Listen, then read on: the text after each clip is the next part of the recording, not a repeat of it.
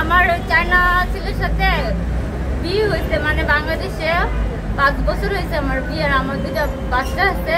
মানে বাংলাদেশে মনে করেন ছিল, বাচ্চারা বড় হয়েছে, অনেক চায়না দেশে নিয়ে গেছে। চায়না দেশে নিয়ে আমার আলাদা করে ফেলছে। আর মামির বাসা আমার রাখছে, আর বাচ্চাদের ওর মার কাছে রাখছে। বাচ্চারা মনে করেন, ছোট বাচ্চা মনে করেন বুকে দুধ খায়, কিন্তু আর জোর করে আলাদাভাবে রাইখা বুকে দুধ ফিরাইছে। আমার মনে করেন মারধর করে। আমার বিভিন্ন জায়গায় মনে করেন মারের দাগ আছে। ঠিক মতো বাজার করে না, কাম কাজ করে না, ঠিক মতো বাজার করে না। আর কোনো কিছু চাইলে করে কি মারধর করে। আমারে কোনো কিছু চাইলে মারধর করে। এরকম মনে করেন বাজে ব্যবহার করে আমার লাগে হয়। বাংলাদেশে আইসে অনেক মনে করেন আমার দিয়ে যাইতেছে আমার আব্বুর কাছে দিয়া। ওনার নাম কি?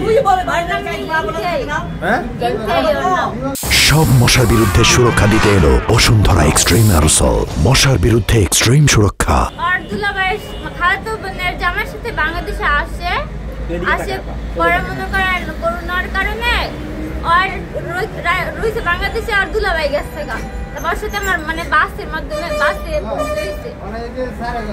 পরিচয় হয়েছে। পরে আমরা দুজন মনে করেন পছন্দ হয়। তারপরে আমরা মনে করেন আপনাদের বিয়ের বয়স কতদিন হয়েছে?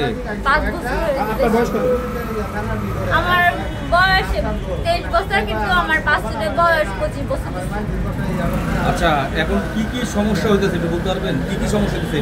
আমার সংসার করবো না, আমার বাচ্চাকে দিবে না, আমার বাপের কাছে আমার দিয়া দেয়। আমার রেখে যাইতেছে গা। আমার সাহেব 4-5 বছর বাংলাদেশে আসছিল, 2টা বাচ্চা হয়েছে।